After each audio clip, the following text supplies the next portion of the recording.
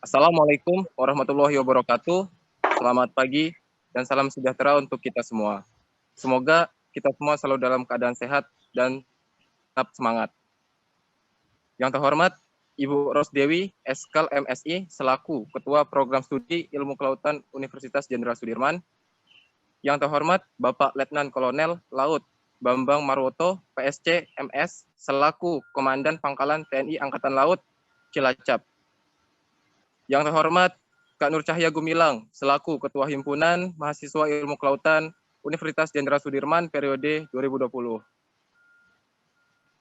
Dan teman-teman yang saya cintai serta saya banggakan, rekan-rekan panitia serta mahasiswa baru Ilmu Kelautan 2020 yang telah hadir pada acara pada pagi hari ini. Puji syukur kita panjatkan kepada Tuhan Yang Maha Esa karena berkat rahmat dan berkatnya kita bisa hadir pada acara pada pagi hari ini. Semoga acara pada pagi hari ini dapat berjalan dengan lancar dan sesuai dengan rencana. Sebelumnya, perkenalkan, saya Wawan Hidayat, mahasiswa Ilmu Kelautan 2019, selaku acara kemaritiman tahun 2020 pada pagi hari ini. Sebelum memulai acara, marilah kita bersama-sama menyanyikan lagu kebangsaan Indonesia Raya. Untuk hadirin dimohon untuk dalam posisi duduk siap. Mohon maaf ya, menyanyikan lagu Indonesia Raya serta Mars Himpunan Mahasiswa Ilmu Kelautan. Teman-teman, dimohon untuk duduk siap saja.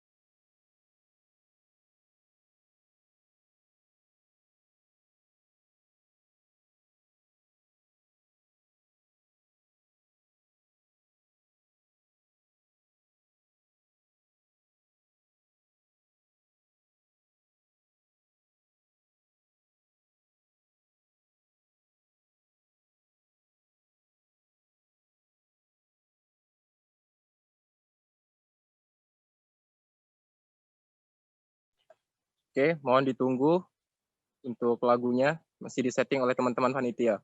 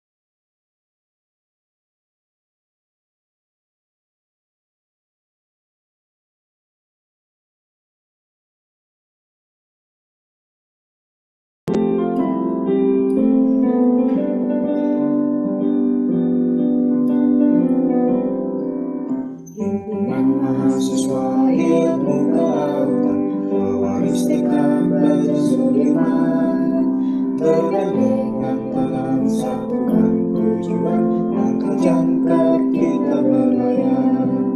17.000 pulau kita seberangi, kembangkan inovasi teknologi untuk mengangkat martabat bangsa, wujudkan mimpi Jenderal Sudirman.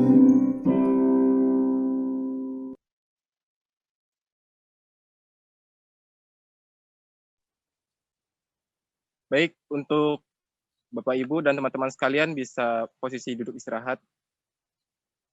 Untuk mengawali acara pada pagi hari ini, alangkah baiknya kita berdoa kepada Tuhan supaya acara pada pagi hari ini dapat berjalan dengan lancar dan sesuai dengan rencana. Berdoa sesuai agama serta keyakinan kita masing-masing. Berdoa dipersilahkan.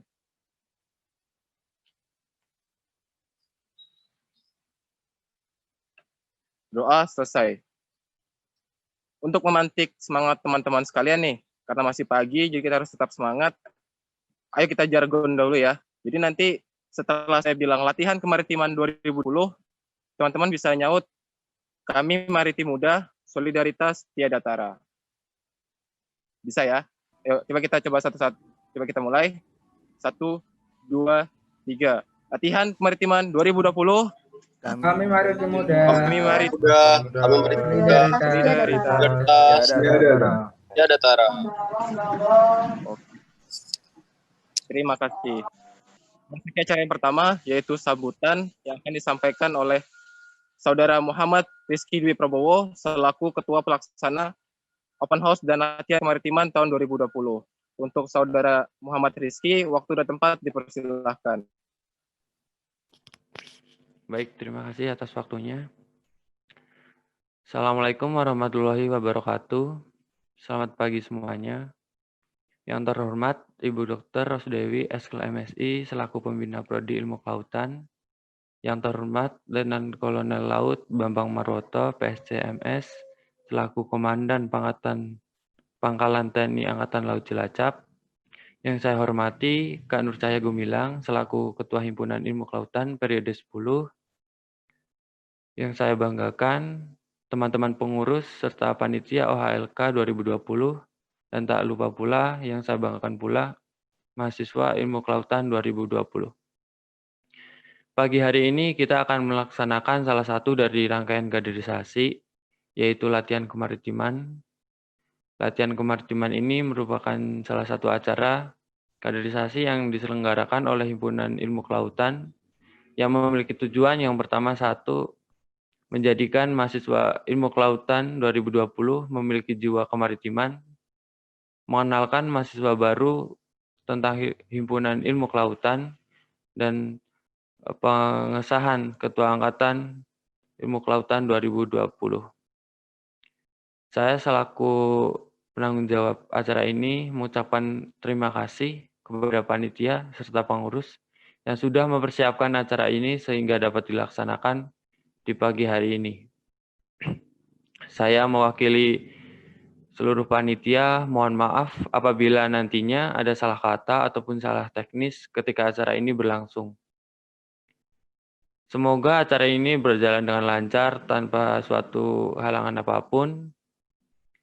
Dan saya harap mahasiswa baru Ilmu Kelautan dapat mengikutinya dengan serius agar semua tujuan itu dapat tercapai dan terlaksana. Mungkin cukup sekian dari saya. Mohon maaf apabila ada salah kata ataupun perbuatan. Terima kasih. Wabillahi taufiq wal hidayah. Wassalamualaikum warahmatullahi wabarakatuh. Waalaikumsalam warahmatullahi wabarakatuh. Terima kasih untuk Saudara Rizky atas sambutannya. Selanjutnya yaitu sambutan dari Ketua Himpunan Mahasiswa Ilmu Kelautan Universitas Jenderal Sudirman periode 2020 yang akan disampaikan oleh Kak Nur Cahya Gumilang. Untuk Kak Nur Cahya Gumilang, waktu dan tempat dipersilahkan. Ya, baik. Assalamualaikum warahmatullahi wabarakatuh. Selamat pagi rekan-rekan semua.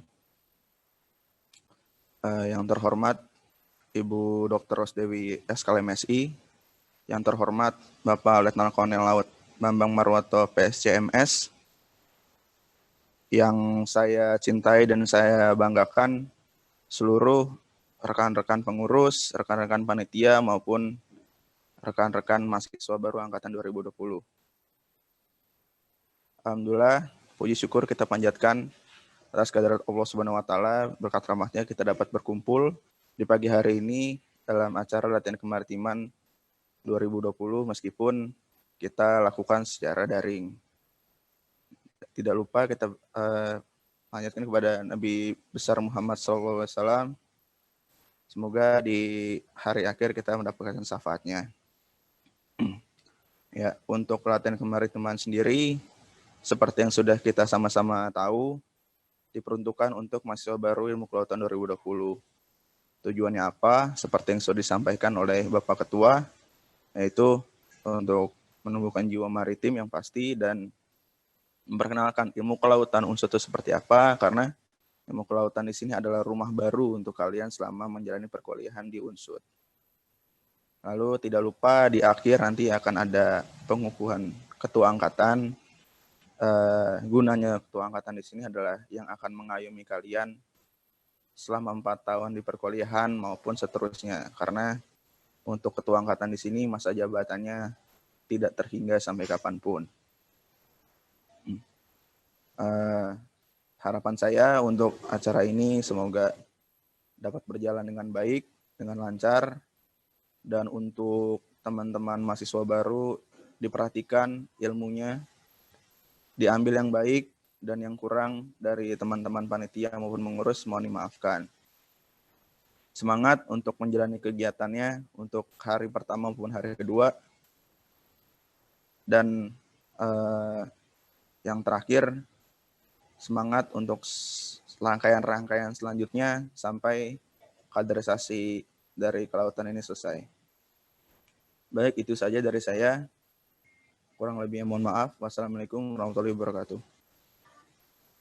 Waalaikumsalam warahmatullahi wabarakatuh. Baik, terima kasih Kak Gilang atas sambutannya. Selanjutnya yaitu sambutan sekaligus membuka secara resmi acara Open House dan Latihan Kemaritiman tahun 2020 yang akan disampaikan oleh Ibu Rosdewi, Eskel MSI, selaku Ketua Program Studi Ilmu Kelautan Universitas Jenderal Sudirman. Untuk Ibu Rosdewi, waktu dan tempat dipersilahkan, Bu.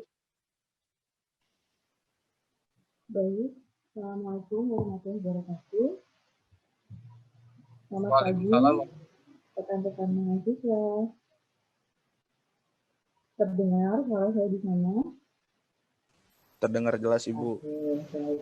Saya kalau mau dengar itu dong, jargonnya sekali lagi dong. Kayaknya sudah mulai menyusut lagi nih suaranya nih. Ayo, saya mau dengar sekali lagi dong.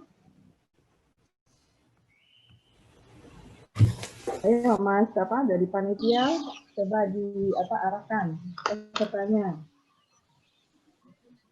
biar tetap semangat. Karena ini masih pagi hari ya. Yuk. Kita jargon sekali lagi ya. Bangun yang semangat. Nanti yuk. saya pimpin. Ya, siap. Terima kasih teman-teman. Mas Wawan. Ya, saya pimpin ya. 1, 2, 3. Latihan 2020. Kami maritim muda. Solidaritas. Tiada. Ini masih kurang semangat. Ayo, lebih semangat lagi. Ayo, semangat lagi. Ayo, suaranya masih kurang semangat ini. Ayo. Latihan 2020. Kami maritim muda.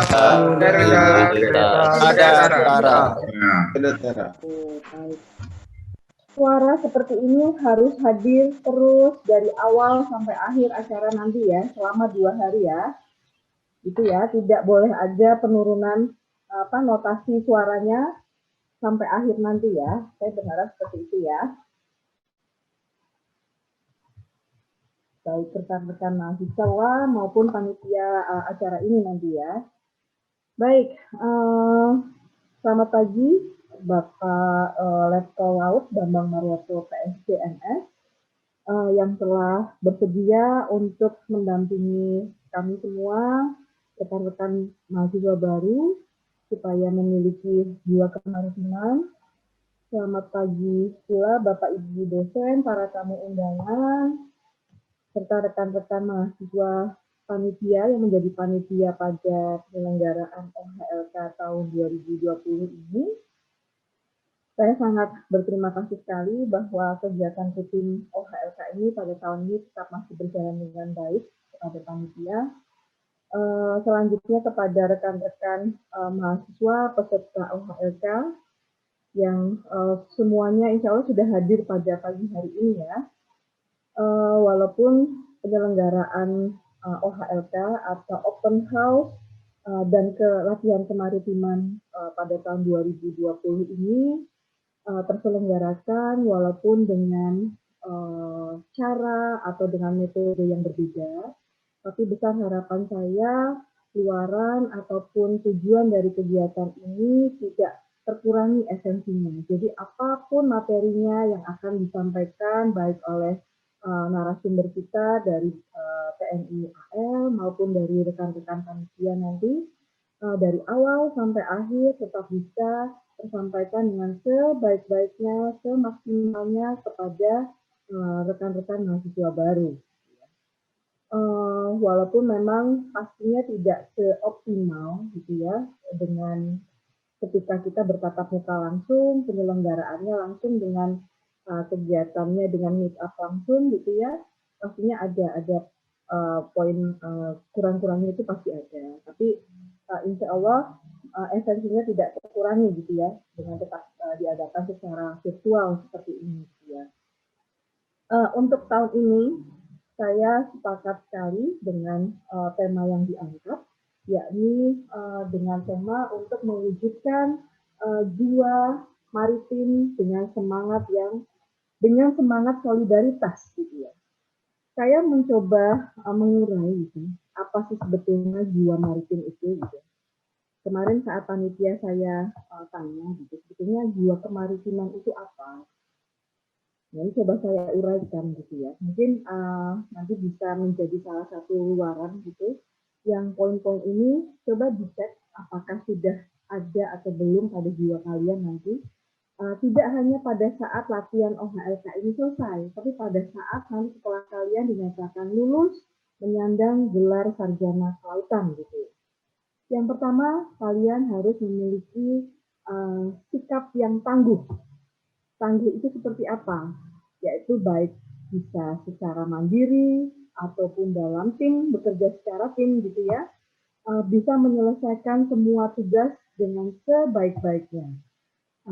Seolah kita bisa memiliki jiwa seperti para nelayan atau para pelaut gitu ya, yakni pantang pulang sebelum tugas atau tujuan kita terselesaikan. Gitu ya. Jadi jangan sampai pulang ke rumah tanpa membawa hasil apapun gitu ya.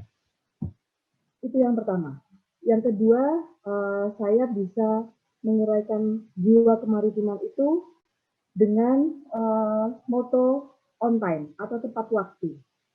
Kalian coba mengurai bagaimana seorang nelayan gitu ya ataupun juga pelaut, mereka akan pergi ke laut dan pulang ke darat itu dengan tepat waktu, menggunakan acuan angin darat dan angin laut. Jam berapapun itu dia pasti akan berangkat gitu ya.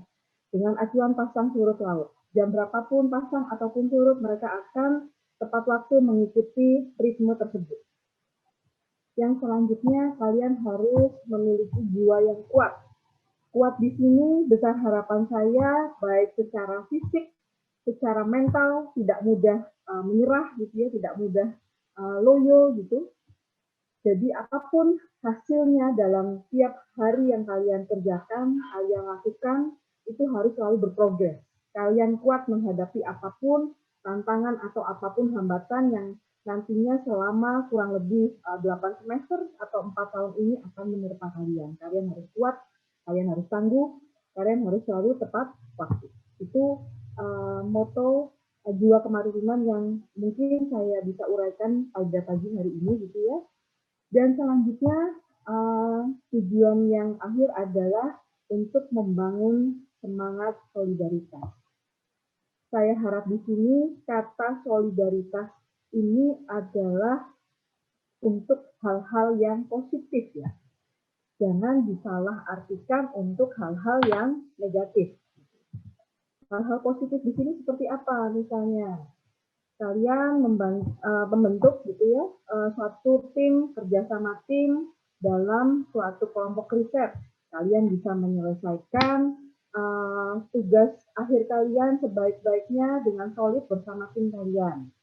Kalian bisa menyelesaikan seluruh rangkaian kegiatan organisasi bersama tim, 5 tim keorganisasian yang lainnya yang ada di ilmu kelautan gitu pastinya ya.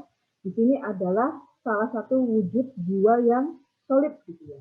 Jangan sampai disalahartikan jiwa yang solid itu jiwa yang tadi saya sampaikan, yang negatif. Misalnya saya mau minta laporan penelitian, saya mau minta laporan, saya hanya mau copy paste laporan praktikum, itu solid. Tapi dalam konteks yang negatif. Jadi jangan sampai hal tersebut ada pada jiwa kalian nanti pada 8 semester ke depan ini, itu jiwa solid itu disalahartikan gitu ya. Terus juga mungkin bisa juga kakak kelasnya nanti atau rekan-rekannya yang membutuhkan materi atau penyampaian ada yang kurang jelas mengenai materinya, tolong silakan diberikan arahan, diberikan tutorial gitu ya. Nah itu menjadi satu kesatuan yang solid kita di ilmu kelautan. Kalau bisa semua mahasiswa dapat menyelesaikan tugas akhirnya tepat waktu gitu ya. Dan satu hal lagi mungkin yang bisa menjadi acuan kalian nanti walaupun selama menjadi mahasiswa ataupun nanti setelah kalian mulai memasuki dunia kerja gitu ya, bahwa ada pernyataan seperti ini. Jangan pernah kita memberikan tugas pada orang yang malas atau orang yang menganggur. Karena apa? Karena tidak akan pernah bisa terselesaikan. Berilah berilah tugas pada orang yang sibuk, pada orang yang rajin malah, yang jadwalnya padat. Karena apa? Karena tugas itu pasti akan terselesaikan dengan baik. Nah itu sebagai salah satu, mungkin saya minta ini menjadi moto untuk kalian. Kalian harus menjadi orang yang sibuk, harus punya banyak kegiatan gitu ya. Jadi paling tidak ketika nanti siapapun yang memberi tugas, baik dari dosen, dari asisten praktikum, dan dari nanti ketika kalian masuk ke dunia kerja, kalian akan selalu terpakai. Kalian akan selalu dicari banyak orang. Kalian akan menjadi panutan banyak orang. Karena apa? Kalian bisa menyelesaikan tugas dengan sebaik-baiknya.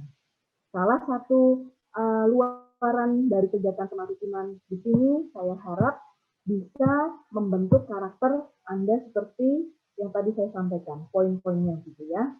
Tangguh, bisa tepat waktu, serta kuat. Luarannya bisa saling solid, serta bisa memiliki kemampuan untuk bisa menjadi orang sibuk untuk menyelesaikan semua tugas dengan sebaik-baiknya. Jangan menjadi orang yang malas, nganggur, tidak punya schedule dalam satu hari. Coba mulai dari sekarang kalian nanti membuat time schedule setiap hari dari pagi hari sampai malam hari, poin-poin apa saja yang akan kalian lakukan itu sudah terorganize dengan baik, gitu ya. Dan tugas saya pada pagi hari ini adalah membuka acara open house dan latihan kemaritiman dengan tujuan yang tadi sudah disampaikan oleh baik ketua panitia maupun ketua himpunan. Kami semua di sini akan mensupport kalian, mendampingi kalian dari awal sampai akhir acara ini maupun sampai nanti kalian menyelesaikan porsi kalian menjadi seorang sarjana kelautan yang tangguh dan memiliki jiwa kemaritiman dengan semaksimal dan seoptimal kita. Beserta Bapak Ibu dosen yang lainnya juga pastinya akan memberikan mensupport yang sebaik-baiknya. Itu silakan nanti sharing pada sesi-sesi selama 2 hari latihan ini. Kalian bisa sharing apapun yang kalian kerjakan selagi itu positif dan memberikan dampak yang mensupport baik jiwa maritim tadi ya, mahasiswa, pasti kami akan mensupport. Dengan ini saya selaku pembina himpunan mahasiswa ilmu kelautan secara resmi membuka acara open house dan latihan kemaritiman dengan tema wujud jiwa maritim dengan semangat solidaritas tahun 2020 dengan penyelenggaraannya selama tanggal 17 dan 18 Oktober 2020 secara resmi saya buka. Semoga kalian bisa tetap semangat selama 2 hari ini, ikuti semua materi dengan sebaik-baiknya tadi seperti pesan dari Ketua Himakel gitu ya. Jangan sia-siakan semua kesempatan yang telah diberikan kepada Anda. Tolong menjadi orang yang sibuk gitu ya. Baik, mungkin dari saya demikian dari Mas Ketua Panitia Acara. Saya kembalikan rangkaian acara ini dengan sebaik-baiknya kepada panitia. Silakan. Baik, terima kasih Bu Ros atas sambutannya serta telah membuka secara resmi acara open house dan latihan kemaritiman pada pagi hari ini. Semoga acara pada pagi hari ini bisa berjalan dengan lancar ya Bu, sesuai dengan rencana. Ya, baik, semangat, tetap semangat. Itu Siap. suara dari apa indikator suara saja sudah bisa kita tahu loh Mas, semangat atau tidak itu dari sini Mas. Jadi silahkan jargon itu selalu dihadirkan setiap kali sesi acara gitu ya. Baik Bu, siap. Ya, walaupun dari rumah harus tetap semangat gitu ya. Silakan Semangat. Mas. Selanjutnya kita sesi foto bersama. Jadi untuk teman-teman yang belum on kamera bisa on kamera dulu ya. Oke. Foto bersama. Untuk teman-teman dokumentasi bisa menyesuaikan. Ini ada berapa slide gitu ya?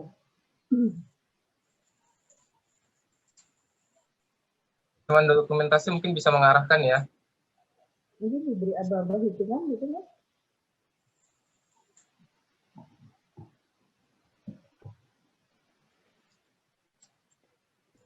Ya, foto bersama akan kita mulai.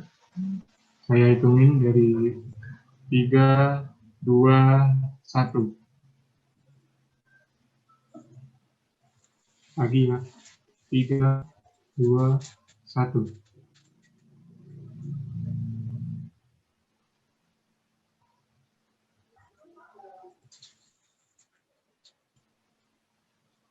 Sudah Mas Fauzan?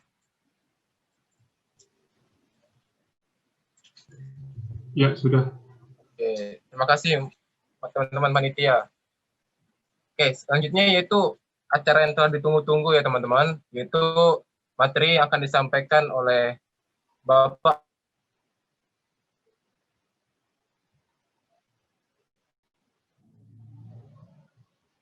Mungkin ada rekan dari panitia yang lain, ini sepertinya Mas Wawan ada gangguan sinyal ya. Oke. Halo teman-teman.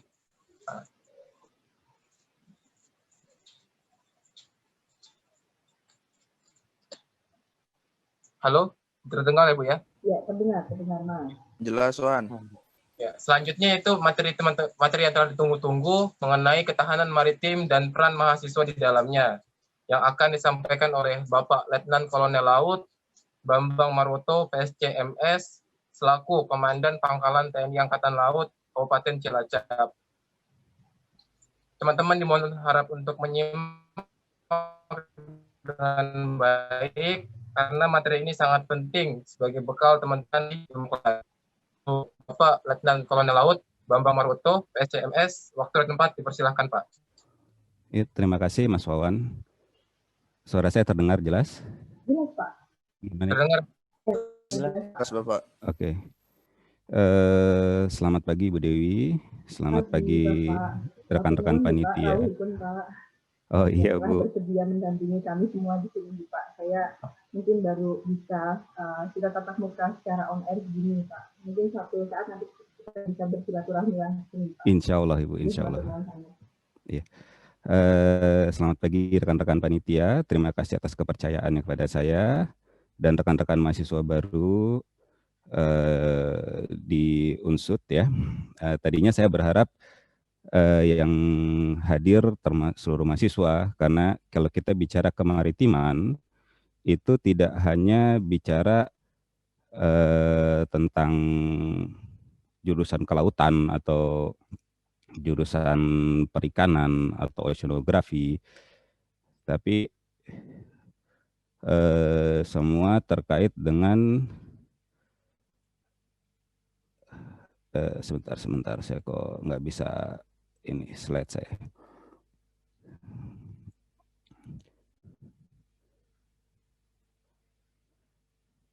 Oke, semua terkait dengan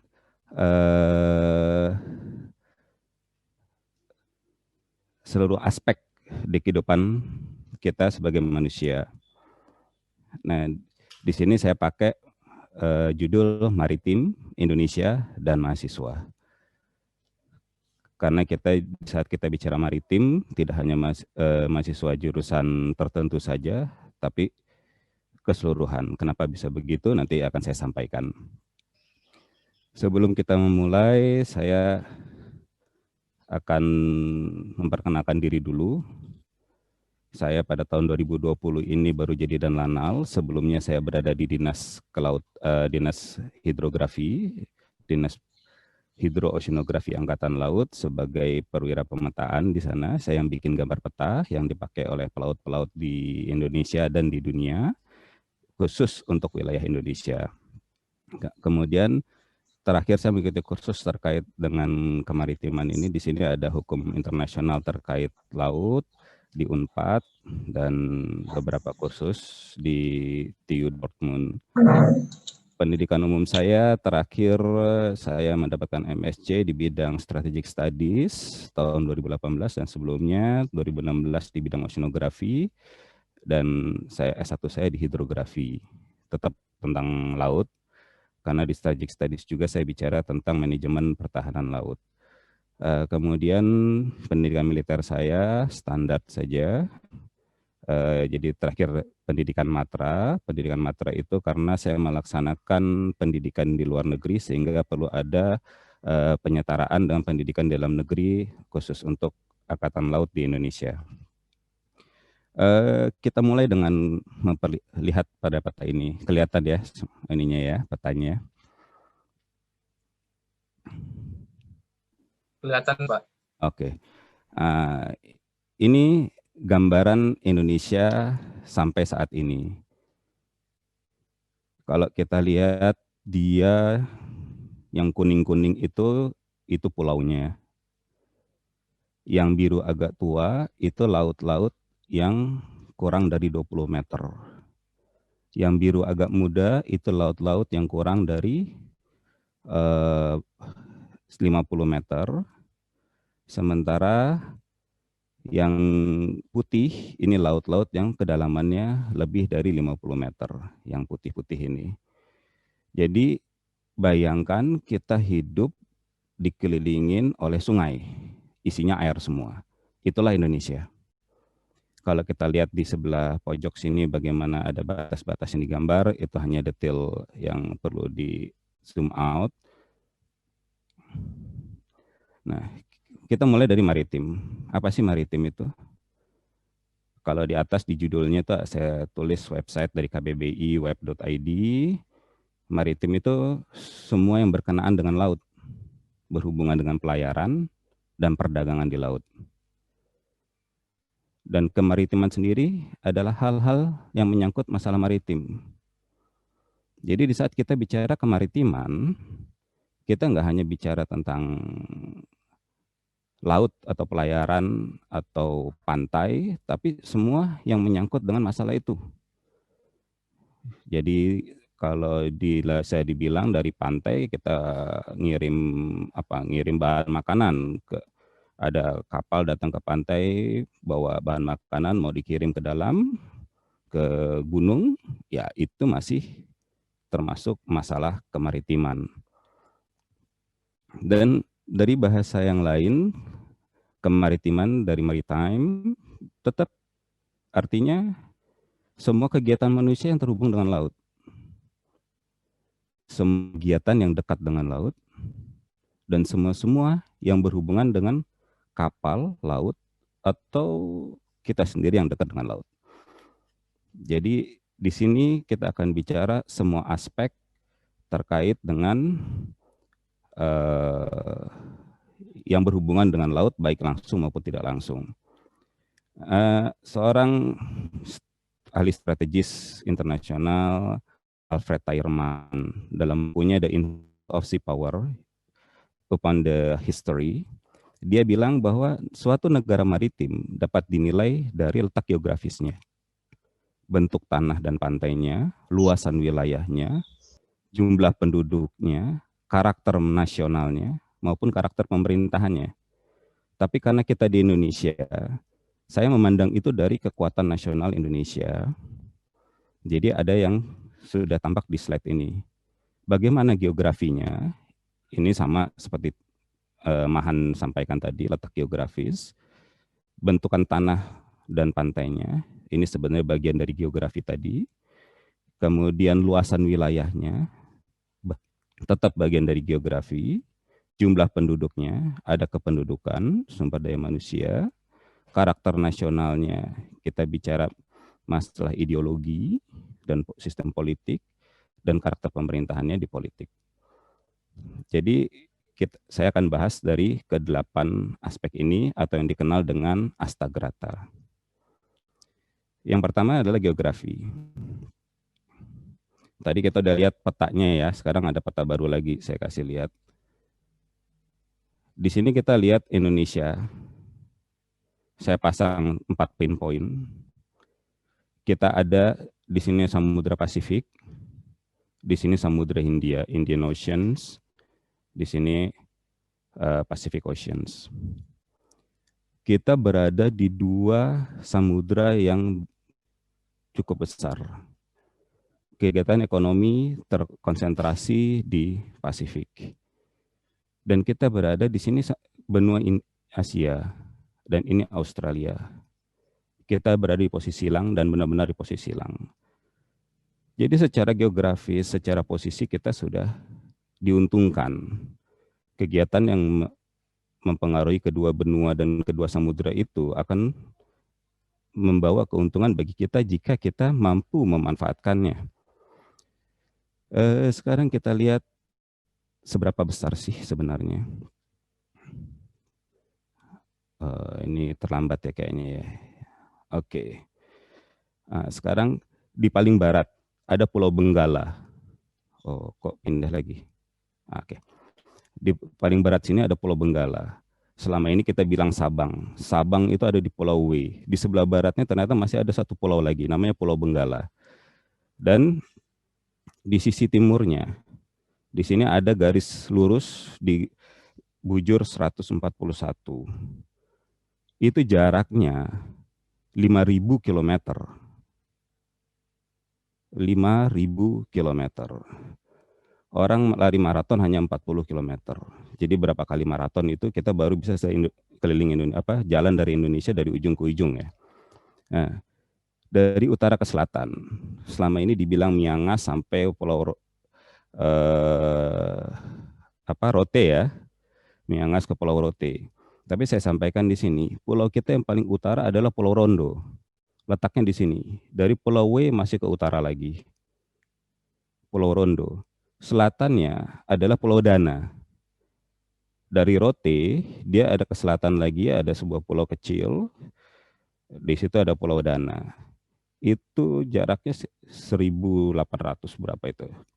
Ya, jadi lebih dari 1.000 kilometer. Itu luasan kita. Bayangin kalau dijadiin lapangan bola. Seberapa banyak lapangan bola itu ada di situ. Ini data statistiknya. Data ini kita bicarakan antara Pusat Hidrografi dan Oceanografi Angkatan Laut dan Badan Informasi Geospasial Indonesia. Kurang lebihnya sebegini. Bahwa Indonesia itu luasnya 8,3 juta kilometer persegi. Dari 8,3 juta kilometer itu hanya 1,9 yang berupa tanah atau pulau. Jadi kita kalau mau bikin rumah seperti yang kita pahami sekarang rumahnya ya hanya di situ 1,9. Sisanya adalah air. Jumlah pulaunya berdasarkan Undang-Undang Nomor 6 Tahun 96 adalah 17.508. Tapi perkembangan secara strategis berkata lain, kita kekurangan 4 pulau. Pertama dengan Malaysia, kedua dengan Timor Leste. Jadi ya kurang lebih 17.504. Hanya saja belum ada undang-undangnya, jadi kita tetap menggunakan tadi 17.508. Dari 17.508 ini yang sudah kita submisi, yang sudah kita setor kepada PBB status pulaunya, itu ada 16.056 pulau. Itu kita setor pada bulan Agustus tahun 2017. Nah, pulau-pulau itu yang berjumlah 17.508 itu panjang garis pantainya ada 108.000, lebih dari 100.000. Jadi bayangin kita kalau jalan keliling Indonesia, yang katanya keliling Indonesia itu kita mau jalan keliling pulau-pulau itu ya sebegitu panjangnya. Nah, sementara airnya sendiri ini mungkin istilahnya agak bingung ya, ada laut teritorial. Laut teritorialnya itu cuma kurang dari 1 juta kilometer persegi, hanya 290.000 kilometer persegi. Ini laut teritorial ini adalah laut yang ditarik 12 nautical miles ke arah luar dari garis pangkal. Garis pangkal itu apa? Garis pangkal itu garis yang menghubungkan titik-titik terluar dari Indonesia. Karena balik lagi Indonesia adalah negara kepulauan. Makanya dari pulau-pulau terluar ditarik garis, itu yang disebut garis pangkal. Dari garis itu ke arah luar itu disebut laut teritorial, selebar 12 nautical miles. Nah, sementara dari garis itu ke arah dalam itu yang disebut dengan perairan kepulauan. Jadi yang berada di antara, kita sebut aja Laut Jawa, antara Jawa sama Sumatera itu adalah perairan kepulauan sebutannya. Antara Jawa dengan Bali itu disebut perairan kepulauan. Termasuk antara Jawa dengan Nusa Kambangan itu disebut perairan kepulauan. Sebenarnya dalam perairan kepulauan ini ada kategori lain lagi, yaitu internal waters. Itu nanti akan tidak terlalu penting untuk ini. Nah, sementara ZEE sendiri apa sih sebenarnya? ZEE sendiri zona ekonomi eksklusif itu adalah di luar garis pangkal tadi sejauh 200 nautical miles. Itu sebenarnya adalah laut internasional yang Indonesia dikasih kewenangan untuk mengelola ekonomi. Jadi di zona ekonomi itu kita hanya bisa mengelola ekonomi, ngambil ikannya, memanfaatkan sirkulasi airnya atau arusnya. Nah, jadi kenapa laut itu penting bagi kita? Ya, seperti yang dilihat di sini bahwa darat kita cuma 1,9 juta kilometer, sisanya adalah air, padahal luas kita 8,3 juta. Nah, sekarang kita masuk ke yang kedua. Nanti dulu sebelum yang kedua, saya rasa tadi udah cukup jelas ya, atau ada yang perlu ditanyain? Lanjut aja ya. Kalau ada tanyaan nanti saya kasih email biar bisa email langsung.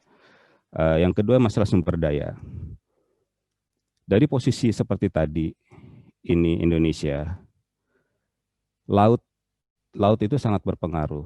Kenapa? Kita lihat ini, bagaimana arus bergerak di samudra-samudra yang ada sekeliling kita. Semua membawa material air menuju Indonesia. Coba lihat, semua membawa air menuju Indonesia. Nah, ini akan mengakibatkan arus kalor ini akan terus berputar. Di dunia semuanya masuk lewat Indonesia. Nah, sekarang bayangin kalau semua arus itu ke arah Indonesia. Ini di sebelah kiri kita ada kutub selatan, di sebelah kanan kita ada kutub utara. Di sini berarti lintang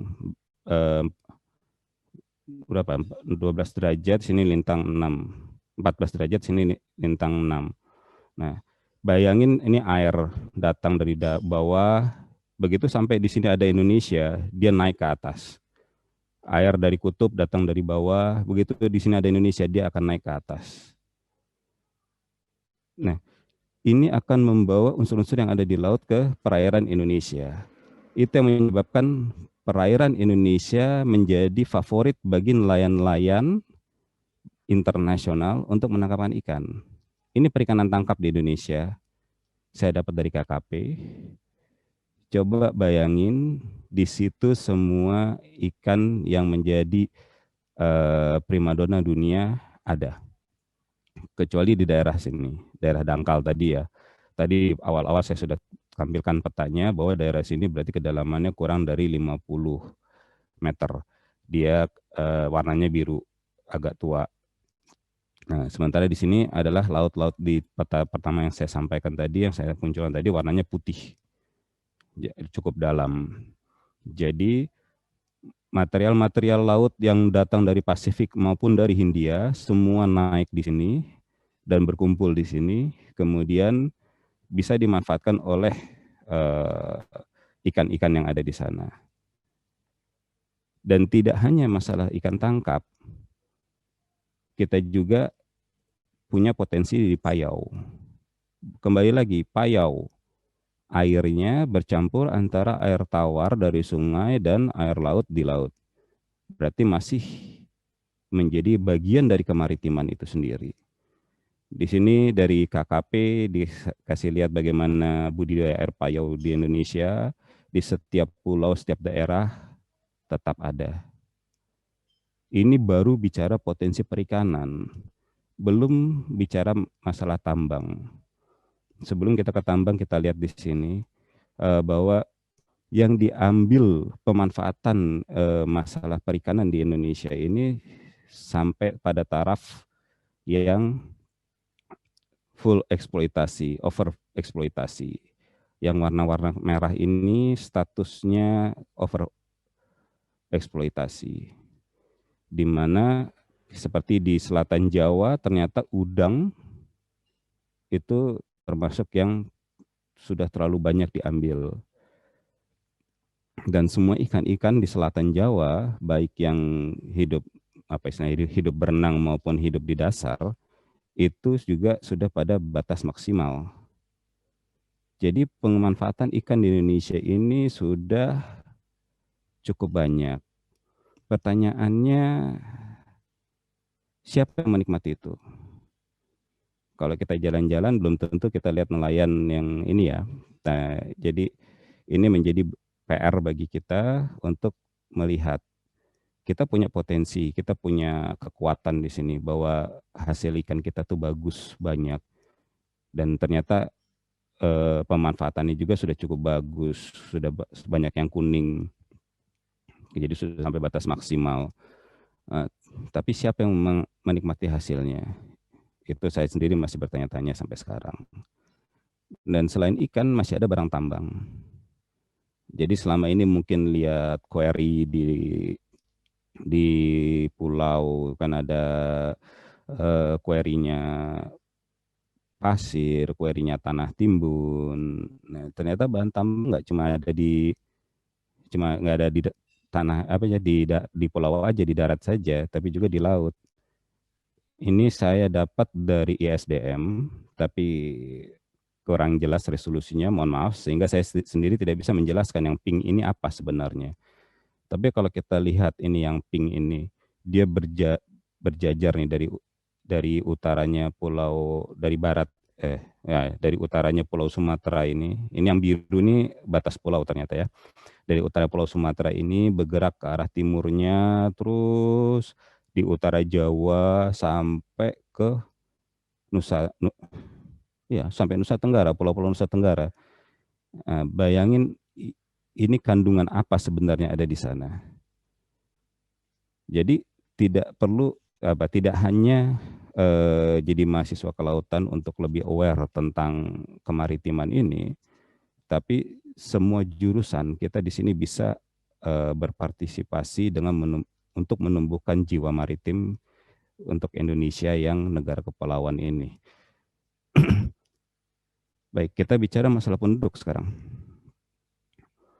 Semoga nggak kecepatan ya saya ngomongnya ya. Masalah penduduk. Dari hasil sensus tahun 2010 dan diestimasi penduduk kita pada Juni 2020 adalah sebanyak 268 jiwa, yang laki-lakinya 130 jutaan, yang perempuannya 132, Yang pada tahun sebelumnya pada saat yang sama itu ada berkurang sekitar 1 jutaan semua. Jadi dalam waktu 1 tahun kita udah bertambah 1 juta laki-laki dan 1 juta perempuan kurang lebih. Itu cukup besar. Dengan jumlah seperti itu kita bisa memanfaatkan laut kita yang seluas itu dengan baik seharusnya. Tapi apakah demikian? Kita lihat dari sini sebarannya saja. Ini pada tahun 2010, hasil sensus 2010. Sebarannya paling banyak ada di sini. Sampai hitam dia. Nah, yang lainnya di mana? Yang lainnya tersebar. Sampai yang paling jarang ada di sini. Dan di sini. Jadi Kalimantan Tengah dan Papua Barat itu yang paling jarang. Apa dampaknya? Dampaknya tadi pemanfaatannya juga, pemanfaatan apa istilahnya, kelautannya juga terbatas. Karena penduduknya lebih terpusat di sini, akhirnya semuanya umek di sekitar sini. Semuanya sibuknya di sekitar sini. Padahal laut kita tadi kalau lihat dari peta yang pertama saya sampaikan, itu dari pulau ini aja ke kirinya, ke arah baratnya masih jauh. Dari pulau sini ke arah utaranya masih jauh. Dari Jawa sendiri ke selatannya masih jauh. Bahkan dari Natuna di sini ke utaranya lagi masih jauh. Nah, kalau bayangkan kalau warna ini sudah lebih merata, nah kekuatan kelautan kita akan lebih apa istilahnya ya bisa kita lebih optimalkan. Dan dari jumlah penduduk itu sebarannya ternyata tidak semuanya bisa bisa kita manfaatkan. Kalau dari secara nasional dari BPS itu usia kerja itu 15 sampai 65 usia produktif. Cuma untuk kepentingan saya ini saya hanya menggunakan 25 sampai 60 saja. 25 sampai 60 karena asumsi di umur-umur 20 sampai 24 itu ya baru selesai kuliah, baru mulai kerja, jadi baru mulai benar-benar kerjanya ya di 25 itu. Nah, dari usia produktif itu totalnya hanya ada 130 juta atau sekitar 48%. Yang 65-nya pria, 65 jutanya pria, yang 64 jutanya wanita. Dari jumlahan seperti itu, yang bekerja di sektor perairan berapa? Yang di sektor kelautan berapa? Ternyata tahun 2013 KKP, Kementerian Kelautan dan Perikanan, pernah mensensus jumlah nelayan hanya 868.000 atau hanya 0,32% dari jumlah penduduk tadi tahun 2020. Tapi itu tahun 2016 ya. Tapi 2013. Tapi anggaplah asumsi itu kurang lebih sama. Nah, dari 868 yang punya sertifikatnya berapa? Yang benar-benar terlatih sebagai pengawal kapal berapa? Ternyata hanya ada 14.000. Hanya ada 14.000. Ini dari Devhub 16 Oktober kemarin. 16.000 itu atau sekitar hanya 1,7% nelayan kita yang tersensus oleh KKP yang punya sertifikat. Jadi selebihnya nelayan kita adalah nelayan yang belajar sendiri, yang otodidak. Nah, 14.000 yang jadi nelayan ini yang mengoperasikan kapal ikan ini itu hanya bagian kecil dari pelaut. Pelaut kita totalnya 1 juta pelaut yang terdaftar di Departemen Perhubungan. Dia mengawaki kapal untuk apa? Ekspor impor, ngirim barang dari satu tempat ke tempat lain, ngirim komoditas. Jadi kegiatan di laut itu tidak hanya masalah penangkapan ikan, tapi juga termasuk transportasi dan distribusi logistik. Nah, selain itu ada lagi enggak? Ada. pekerjaan offshore, misalnya di penambangan minyak. Nah, ini list profesi yang saya dapat terkait kegiatan di laut atau yang terkait dengan laut. Yang tadi di awal kita bahas adalah yang terkait dengan kegiatan kemaritiman. Pertama, engineering. Engineering ini bisa macam-macam ya, bikin bangunan lepas pantai atau bikin pembangkit listrik untuk kegiatan di darat atau apapun itu, atau nanti penyaringan air laut agar bisa jadi air tawar, biologinya sendiri, bagaimana kita melestarikan mulai dari pantai ini mangrove, ikannya, segala macamnya. Nah, kemudian sebagai trainer, ini populer di negara-negara maju karena mamalia di laut juga termasuk hewan yang cerdas dan bisa dilatih untuk melakukan sesuatu. Nah, arkeologi ini yang cukup menarik karena banyak harta-harta zaman dulu dibawa oleh kapal, kemudian terkena badai dan hilang di lautan. Yang paling populer itu Titanic, itu kan termasuk salah satu kegiatan arkeologi yang yang menarik di kelautan itu. Yang berikutnya tentu saja researcher, peneliti, dosen, pengajar maupun ilmuwannya sendiri. Di sini dokter hewan ya. Jadi ternyata dokter hewan nggak hanya cuma di pertanian saja, di perikanan juga ada.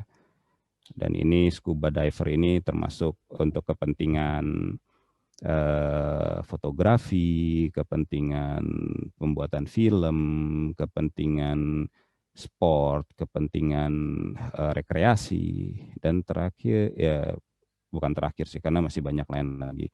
Yang terakhir saya list di sini adalah bagaimana ekonomi ekonomi lingkungan ini bisa digunakan. Jadi bagaimana memanfaatkan mangrove agar mempunyai nilai ekonomi ataupun memanfaatkan lautnya sendiri agar mempunyai nilai ekonomi lebih. Itu masalah kependudukan. Jadi sebenarnya kita dari 3 yang pertama ini, geografi, sumber daya, dan kependudukan, kita sudah cukup kuat. Kita cukup kuat secara posisi geografi, kita dapatkan dari sana itu apa saja, dan bagaimana penduduk kita cukup kuat. Nah, cuma bagaimana kitanya, itu kelemahan kita. Peluang banyak. Jepang maju di bidang kelautannya. Kita bisa kerjasama sama Jepang, kita bisa kerjasama sama negara-negara lain yang lebih maju untuk membantu kita memanfaatkan laut kita, manfaatkan kemaritiman kita. Peluang banyak, tapi bukan berarti tanpa ancaman juga. Dengan sumber daya yang seperti tadi saya sampaikan, saya kasih lihat, itu pasti banyak yang pengen datang ke Indonesia untuk ngambil itu, untuk memanfaatkan itu. Itu yang jadi PR bagi kita semua. Nah, nanti mahasiswa-mahasiswa baru ini bisa juga sambil kuliah, sambil mulai berpikir, jadi apa nih ya yang menjadi ancaman, apa sih, kenapa sih orang-orang itu senang datang ke Indonesia. Nah, itu menjadi bagian dari tantangan kita di depan. Oke, kita masuk ke ideologi. Di bidang kemaritiman Indonesia ini kita ideologi jelas, saya nggak akan pergi dari pakemnya, Pancasila. Ideologi kita Pancasila. Kita bicara Indonesia tadi dari Sabang Merauke, atau kalau tadi saya bilang dari Pulau Benggala sampai Papua, dari utara ke selatan, dari Pulau Rondo sampai Pulau Dana, itu sangat beragam. Dari rasnya, sukunya, agamanya, pandangan politiknya, itu sangat beragam. Itu makanya saya percaya di tahun 1928, di saat pendahulu-pendahulu kita bilang, bangsanya mana sih? Bangsanya Indonesia. Ya kan? Tanah airnya yang mana sih? Tanah airnya Indonesia. Bahasanya yang mana sih? Bahasanya Indonesia. Nah, Di situ saya percaya banget. Karena apa? Kalau itu kita tidak pertahankan, Indonesia itu bubar. Saya sendiri, walaupun nama saya Bambang Marwoto, saya kelahirannya, tanah saya tumpah, darah saya tumpah pertama kali itu di Kalimantan Barat. Saya lahir di sebuah kabupaten di pedalaman sana, namanya Kapuas Hulu. Dan saya tamat SD-nya di Jakarta, tamat SMP-nya di Bandung, tamat SMA-nya di Magelang. Pendidikan tinggi pertama saya, D3-nya di Surabaya. Jadi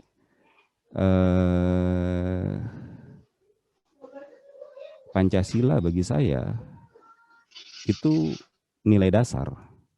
Karena apa? Saya punya teman-teman, contoh sila pertama, saya punya teman-teman yang nggak cuma beragama Islam, bahkan ada yang masih menganut kepercayaan nenek moyangnya. Ya, masih banyak yang seperti itu teman saya. Nah, kemudian yang kedua, kemanusiaan, persatuan Indonesia. Nilai-nilai ini nilai mendasar di mana sebagai masyarakat yang berada di pesisir, itu kapal keluar masuk, datang dan pergi, membawa budaya baru, membawa tradisi baru. Keberagaman itu akan selalu ada. Nah, kita harus terbuka untuk menerima bahwa ada orang yang berbeda, ada orang yang punya pandangan berbeda dengan kita. Nah, itu nilai pertama tadi. Kalau tadi pakai bahasanya Ibu adalah kerja tim. Jadi siapapun dalam tim kita harus bisa bekerja sama, mengurangi rasa perbedaan dan memperkuat rasa persamaan tadi. Itu dari ideologi. Nah, kalau saya lihat di sini itu sebagai sumber kekuatan. Tapi bisa juga menjadi suatu kelemahan kita. Kenapa? Contoh identitas saya sebagai orang Sunda, ini, terus bicara ketemu orang Jawa, terus mulai bicara apa masalah dulu Gajah Mada segala macam, terus akhirnya itu menjadi bahan untuk perpecahan. Atau kalau enggak, misalnya sepak bola jadi bahan untuk berantem. Padahal itu adalah bagian dari olahraga yang harusnya membangun sportivitas. Tapi ya kan kita lihat sendiri, satu klub sepak bola bertanding sama klub yang lain, Persija lawan Persib, ujungnya tawur. Apakah harus demikian? Itu menjadi kelemahan bagi kita dari keberagaman itu. Tapi apakah kita mau merawat kelemahan itu? Saya rasa enggak ya. Yang kita akan rawat adalah, atau kalau perlu kita kembangkan adalah kekuatannya. Bahwa dalam keberagaman itu kita bisa masuk di segala aspek, kita bisa bekerja sama, dan kita bisa maju. Itu dari ideologi, kenapa saya tetap mendasarkan ideologi saya pada Pancasila. Yang kedua, kenapa balik lagi? Masalah politik. Ini menarik. Kita katanya menganut sistem trias politika dengan legislatif, eksekutif, yudikatif. Ini normatif sekali. Saya yakin rekan-rekan mahasiswa sudah paham betul dengan ini. Saya bahkan tidak terlalu mengerti dengan kondisi yang sekarang.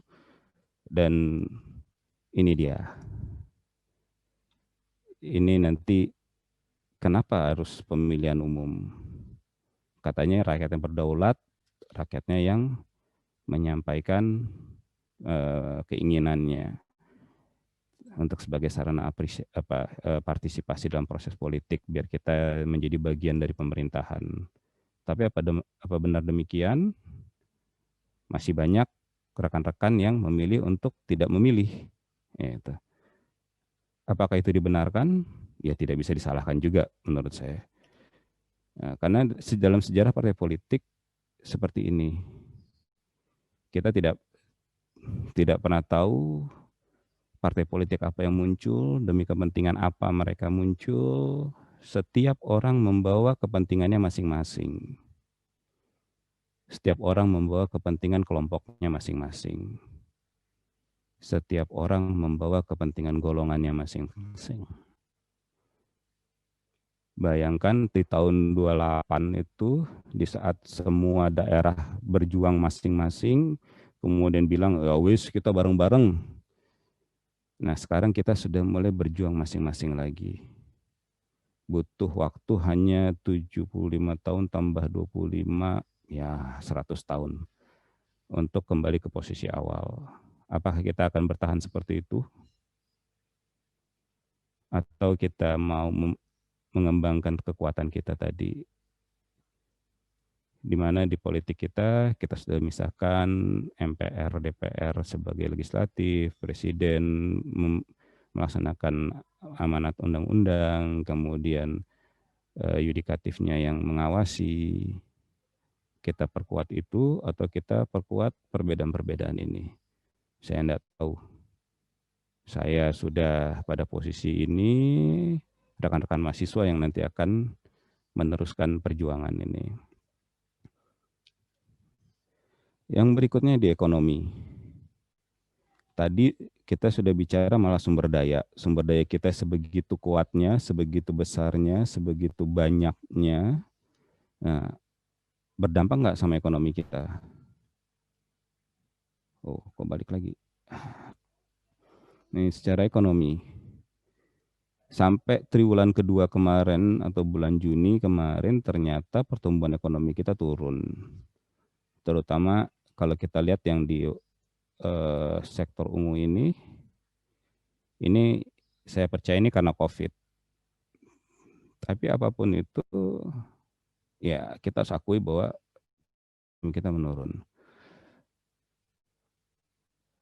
Tapi nggak usah khawatir, karena walaupun kita menurun, kita di sini. Ekonominya itu jauh lebih rendah dari kita. Jadi ya tapi kita jangan terlena juga. Jadi pertumbuhan ekonomi yang sudah minus 5,3 kuartal lalu, triwulan yang lalu itu ternyata kita masih lebih baik dari rekan-rekan kita yang lain yang terdampak oleh COVID. Ini saya dapat dari suatu website yang bicara masalah bagaimana kalau pandemi itu datang sekali aja. Makanya ada di situ di bawah tuh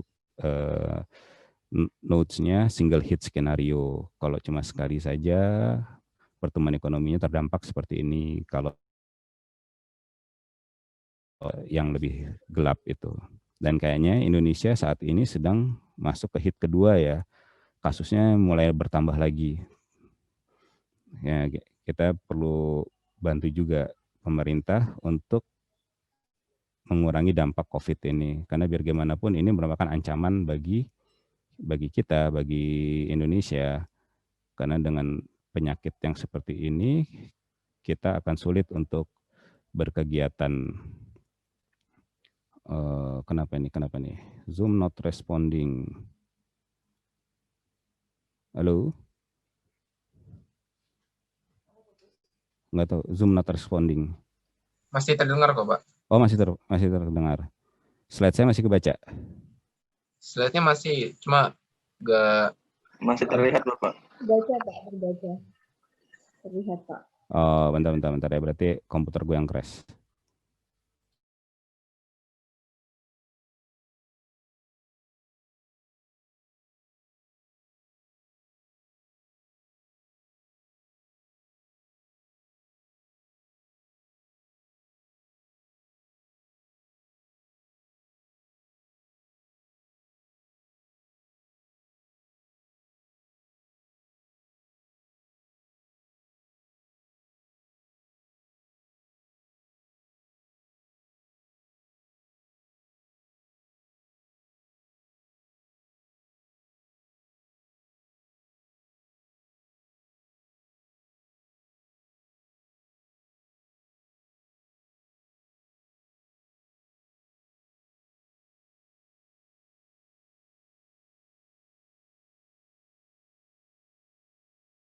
Mungkin dari panitia bisa membantu untuk share screen kan atau gimana?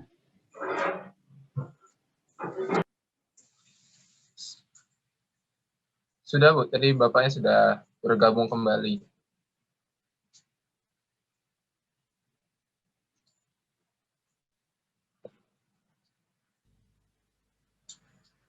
Ya, lu? Dari Pak Bambang, monggo Pak Bambang. Oke, sudah dengar lagi ya, saya share screen lagi ya. Yes, yes, monggo. Ya, halo Pak.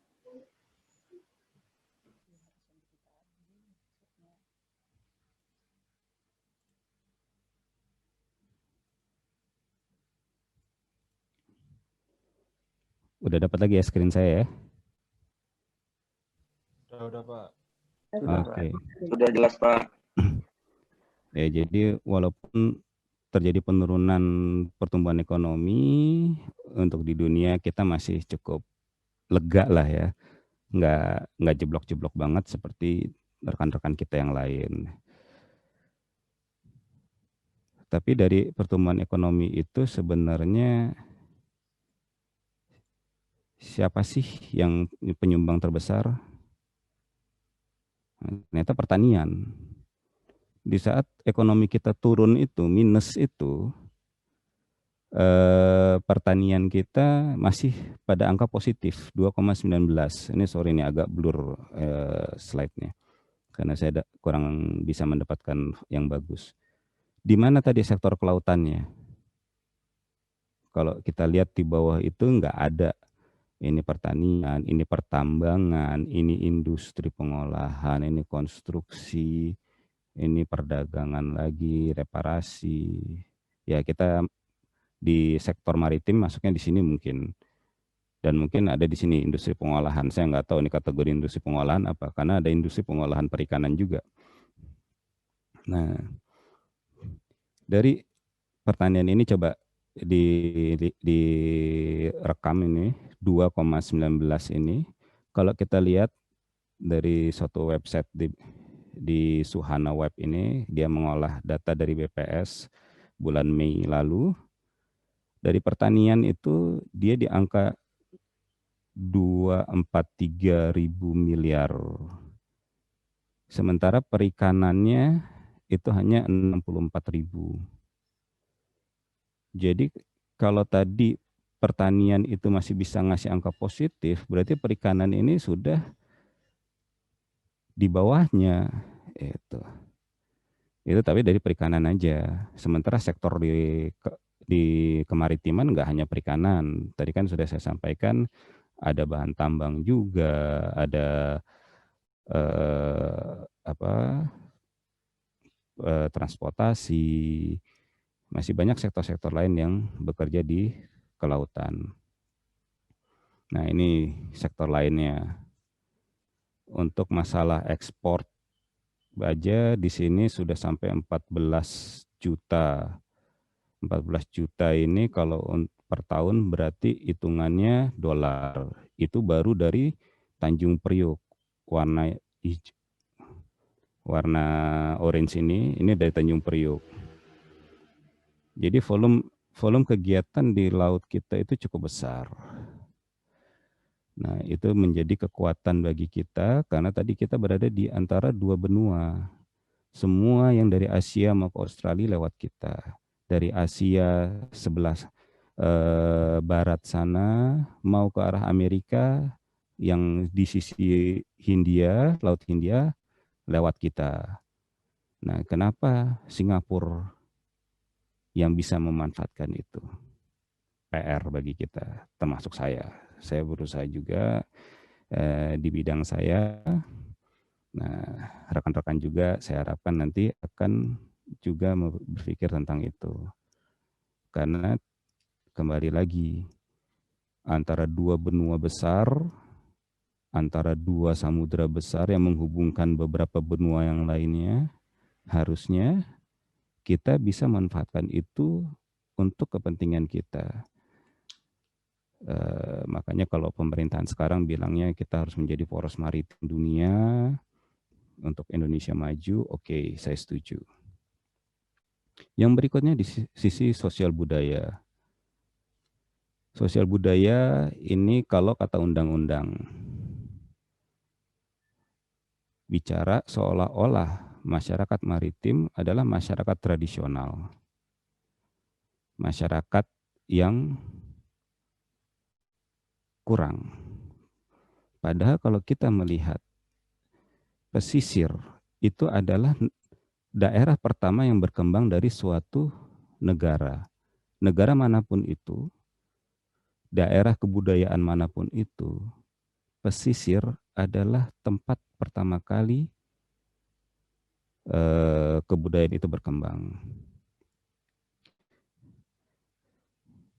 Percaya atau tidak, di pesisir itu tempat keluar masuknya orang, tempat keluar masuknya barang. Sehingga akan selalu ada, seperti yang tadi sudah sampaikan, masyarakat baru datang, orang baru datang dengan kebudayaan baru, dengan tradisi-tradisi baru, kemudian melebur. Sebagaimana Betawi di Indonesia itu antara orang-orang lokal di Banten dengan pendatang dari Cina dan Arab, menjadi suatu kebudayaan baru yang kita kenal sekarang dengan Betawi. Itu masyarakat pesisir. Nah, itu adalah kekuatan bagi kita. Karena apa? Dengan keberagaman itu, dengan keterbukaan itu, seharusnya masyarakat pesisir akan jauh lebih maju. Pertanyaannya bagaimana dengan masyarakat pesisir kita? Saya salut dengan unsur yang di Purwokerto ini, pantainya nol, tapi ngundang saya untuk bicara masalah maritim. Nah, di mana korelasinya? Balik lagi, kita bicara tadi di awal, kemaritiman, segala sesuatu yang terkait dengan lautnya. Nah, di sini sudah mulai membangun konektivitas antara unsur yang ada di sana, di atas gunung, ke laut. Nah, terakhir adalah pertahanan keamanan. Di pertahanan keamanan ini saya enggak banyak bicara, saya hanya kasih lihat ini aja. Ya. Indonesia sebagai negara, kita di darat berbatasan dengan Malaysia di sini.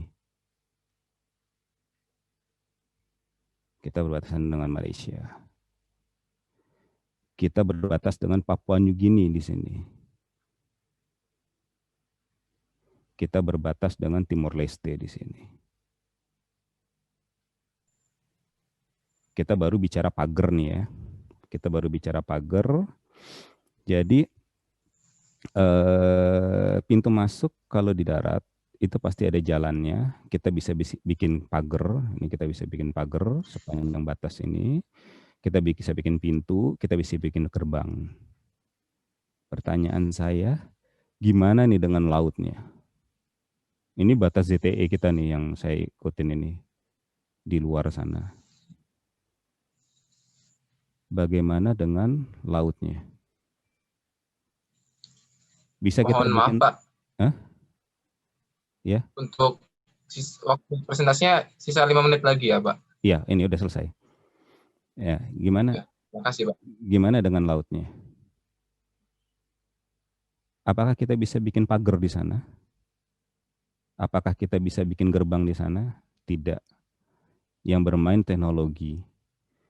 Ini lautnya ini kita di sini berbatasan dengan India, di sini dengan Thailand, di sini dengan Malaysia, di sini dengan Singapura, di sini dengan Thailand lagi, ini dengan Vietnam, di sini dengan Filipina, di sini dengan Malaysia, di sini balik lagi dengan Malaysia, terus dengan Filipina lagi, terus dengan Palau, terus dengan Papua New Guinea, di sini Papua New Guinea, di sini dengan Australia, Timur Leste tentu, balik lagi dengan Australia, dan di sini masih dengan Australia.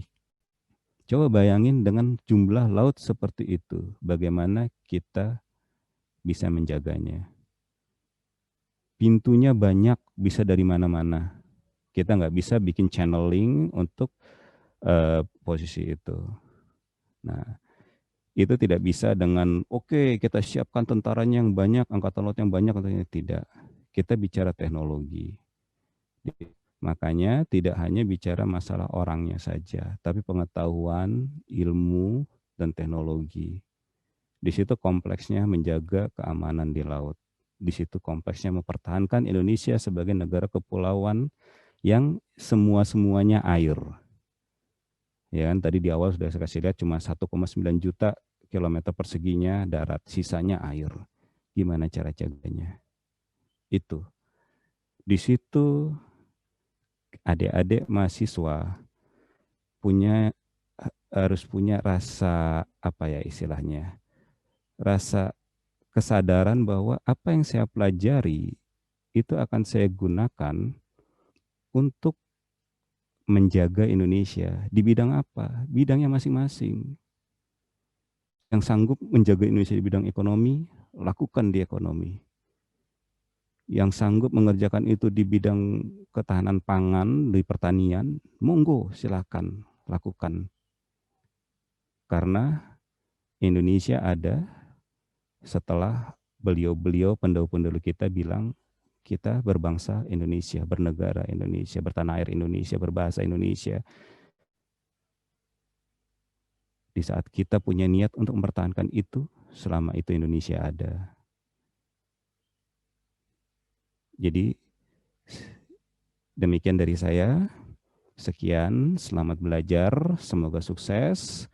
Dan jangan hanya konsentrasi sama sekolah saja, tapi lihat sekeliling kita.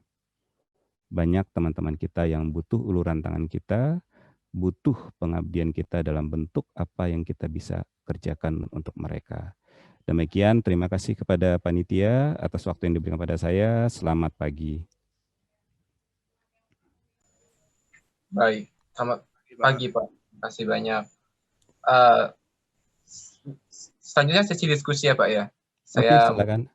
Buka 2 penanya untuk teman-teman mahasiswa baru ilmu kelautan yang jika ingin ditanyakan boleh tulis di kolom chat. Nanti setelah saya izinkan baru bisa unmute. Saya buka sesi untuk 2 penanya. Silahkan. Karena ini menarik sekali materinya ya. Ada 8 aspek tadi mengenai dunia kemaritiman yang saling berpengaruh. Ada politik, ideologi, ekonomi, kependudukan, geografi, dan lain-lainnya. Mungkin bisa teman-teman mahasiswa baru jika ada yang ditanyakan boleh.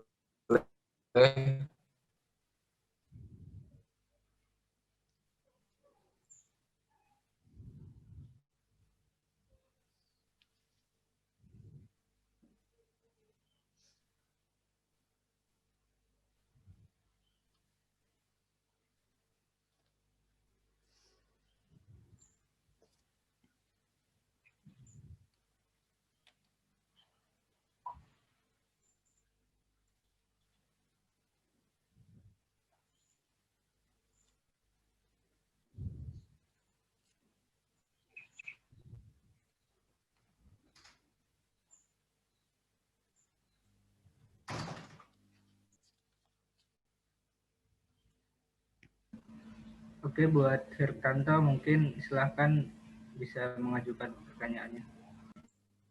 Ya, terima kasih atas kesempatannya. Selamat pagi, Pak. Oke.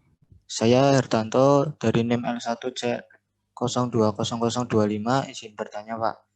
Tadi kan dikatakan bahwa sosial budaya masyarakat pesisir itu sangat beragam dan masih termasuk kental dengan hukum adat dan tradisional gitu, Pak. Ya, itu bagaimana cara mensiasati kayak merubah pola pikir masyarakat yang masih tergantung pada kayak adat gitu, yang kayak misal kalau di sektor ekonomi itu misal dia berlayar terus nangkap ikan dapat uang terus langsung dihabiskan. Itu bagaimana cara merubah mindset para masyarakat pesisir tersebut, Pak? Terima kasih. Oke, langsung dijawab nih ya. Iya Pak, silakan Pak. Oke. Tadi kalau kita bicara masyarakat pesisir, tadi itu kan yang disampaikan kan secara masyarakat adat ya, masyarakat adat dia masih berdasarkan dengan tradisional, terus sesuai dengan hukum adat. Nah, kalau tadi yang kedua itu kita bicara masalah ekonomi, bagaimana si masyarakat ini setelah mendapatkan uang, hasil nelayannya, dia mendapatkan uang, terus langsung dihabiskan, langsung dipakai. Nah, bagaimana mensiasatinya? Banyak yang sudah dilakukan, salah satunya bentuknya koperasi. Dengan dibentuk koperasi ataupun usaha-usaha bersama bentukan lainnya, itu bisa dibuat seperti tabungan. Dalam setiap berlayar, berapapun ikan yang dibawa pulang, nanti ada tabungannya berapa persen. Dan tabungan itu bisa digunakan untuk berangkat berlayar lagi, bisa digunakan untuk kepentingan dia yang lain. Nah, jadi sebenarnya hal-hal demikian sudah banyak diusahakan oleh rekan-rekan yang bekerja di pesisir. Ada beberapa pengusaha yang saya kenal juga melakukan hal seperti itu. Jadi dia punya beberapa kapal, longboat ataupun yang lainnya. Nah, bagi pekerja-pekerja yang ikut dengan dia, setiap pulang berlayar kan dihitung berapa ton hasil tangkapannya, berapa rupiah yang mereka bisa dapat dari situ.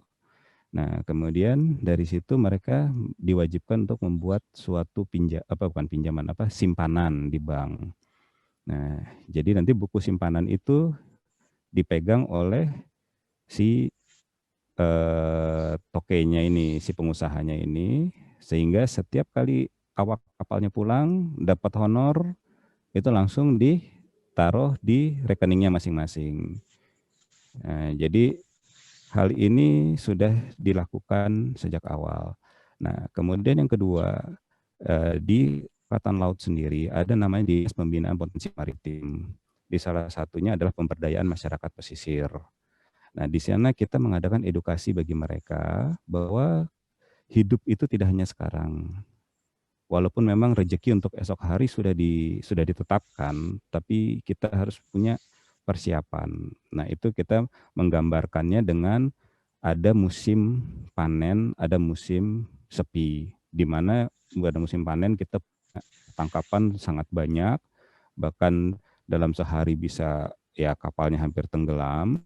Nah, kemudian di saat musim lagi sepi, lagi paceklik, tangkapan ikan hampir tidak ada. Bahkan untuk makan aja susah. Nah, itu yang kita sampaikan kepada mereka. Dan mereka karena sudah hari-harinya sudah memang bertemu hal yang demikian, kadang-kadang cuma dapat ikan berapa ekor, cuma cukup untuk makan di rumah saja, mereka mengerti bahwa hal itu perlu dikerjakan. Tapi kembali lagi dalam hidup sosial itu terkadang ada aspek-aspek lain yang mempengaruhi sehingga uangnya terpaksa harus digunakan oleh si nelayan tersebut. Demikian yang bisa saya jawab. Ya, baik Pak, terima kasih atas jawabannya. Oke. Baik, terima kasih Tanto atas pertanyaannya. Tadi satu lagi penanya terakhir ya, Vinka. Silahkan Vinka. Baik Kak, terima kasih buat kesempatannya. Saya Vinka Skenisa dengan NIK 1C02037 yang bertanya Pak. Oke. Jadi kan di Indonesia sendiri udah udah membangun tol laut. Nah, apakah tol laut itu dia berpengaruh positif, sangat positif untuk para nelayan ataukah dia malah justru berkebalikan Pak? Terima kasih. Oke. Tol laut. Oke, saya lari ke slide berapa ya tadi itu ya.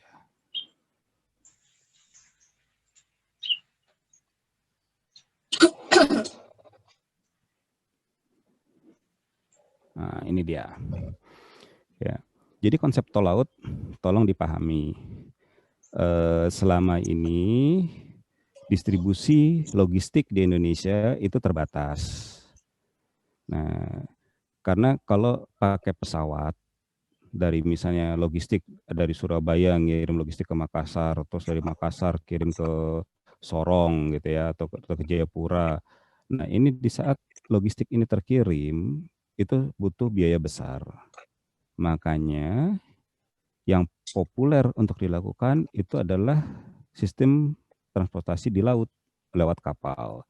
Karena sekali bawa bisa berapa ribu ton, bawa beras, bawa sagu, bawa kopi, itu langsung banyak, volumenya tidak sedikit-sedikit. Jadi biaya untuk memindahkan logistik tersebut dari satu tempat ke tempat lain itu menjadi lebih murah.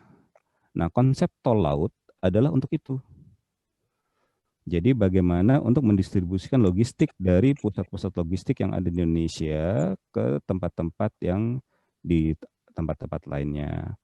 Nah, pengaruhnya sama nelayan apa? Pengaruh sama nelayan itu lebih ke distribusi hasil. Jadi si nelayan mendapat ikan tangkapan bisa didistribusikan tempat lain sehingga harganya lebih bagus. Seperti di Cilacap saja, hasil tangkapannya itu mengikuti harga ikan di Jakarta. Nah, itu yang pertama. Yang kedua, itu akan membantu dalam distribusi bahan bakar. Biar bagaimanapun nelayan pergi ke laut butuh bensin, butuh solar. Nah, dalam tol laut itu diharapkan jalur distribusi dari bahan bakar ini lebih tertata, lebih lancar. Itu makanya dibentuk tol laut.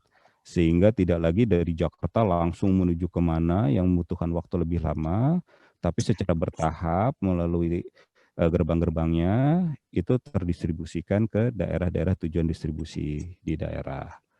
Jadi kalau dari sisi nelayan seperti itu.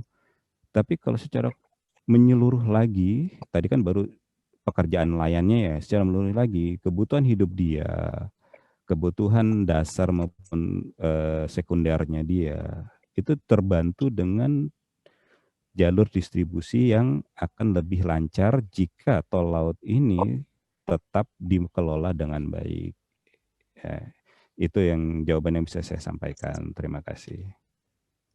Baik Pak, terima kasih.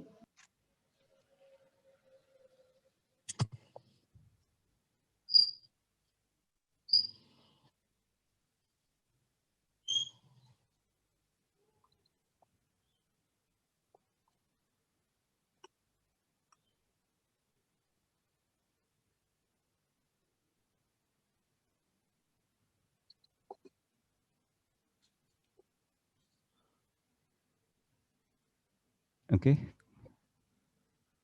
Kalau nggak ada pertanyaan lagi, saya ucapkan terima kasih dan selamat belajar lagi bagi rekan-rekan mahasiswa.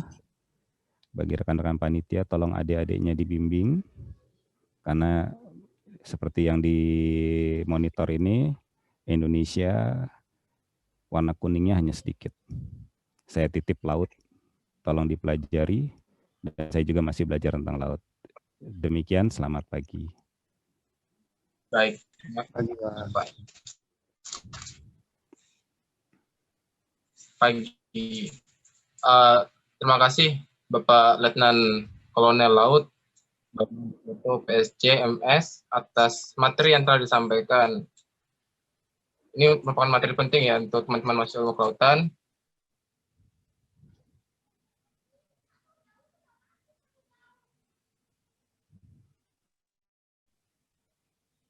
Mohon maaf tadi saya keluar sebentar. Selanjutnya itu penyerahan cenderamata kepada Bapak Letnan Kolonel Laut Maroto, PSCMS. Mungkin ini kita penyerahan secara daring ya Pak ya. Karena kemarin teman-teman sudah berkunjung. Ya, terima kasih loh ya. sudah dipajang itu. Iya, ini kemarin tanggal 7 Oktober, teman-teman panitia dan ketua pelaksana berkunjung ke Lanal Cilacap. Disambut oleh wakil komandan ya Pak ya. Karena saat itu Bapak katanya lagi ada dinas keluar kota. Itu. Terima kasih itu atas Semoga kenang-kenangannya. jadi kenang-kenangan yang dapat dikenang dengan manis ya, Pak. Iya. Oke. Terima kasih sekali lagi untuk Bapak Bambang Maroto atas materinya. Mungkin ada itu Semoga Mas, bermanfaat untuk teman-teman sekalian sertifikat dan untuk Pak membantu Bambang, Mas. mewujudkan Indonesia sebagai poros maritim dunia. Mas, mungkin ada Terima kasih sertifikat untuk Pak Bambang sebagai narasumber. Ada Bu, sudah. Mungkin bisa diserahkan secara simbolik di sini di layar gitu. Ya Bu. Oke. Bisa teman-teman dokumentasi menampilkan ya sertifikat. Sertifikat untuk Pak Bambang secara ya, simbolis. Secara simbolis di sini.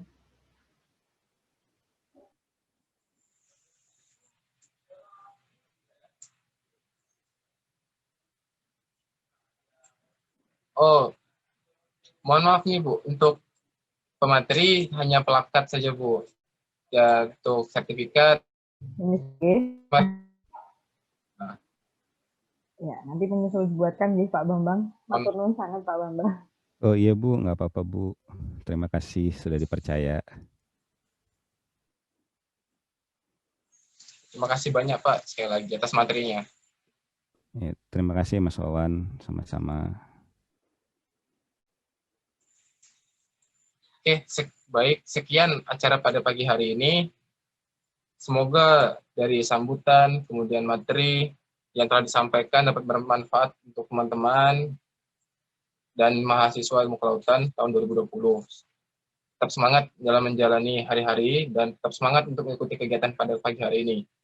Setelah ini mungkin bisa keluar karena kita berlanjut di Google Classroom. Karena di Google Classroom dapat juga materi yang tidak kalah menariknya. Saya selaku pembawa acara pagi hari ini, mohon maaf apabila ada kesalahan baik kata maupun perbuatan. Oh, sebelum saya tutup, kita jargon terlebih dahulu ya, biar tetap semangat. Nanti setelah saya bilang kayak tadi ya, latihan kemaritiman, teman-teman menjawab, kami maritim muda, solidaritas, tiada tara. 1, 2, 1, 2, 3. Latihan 10. Kami maritim muda.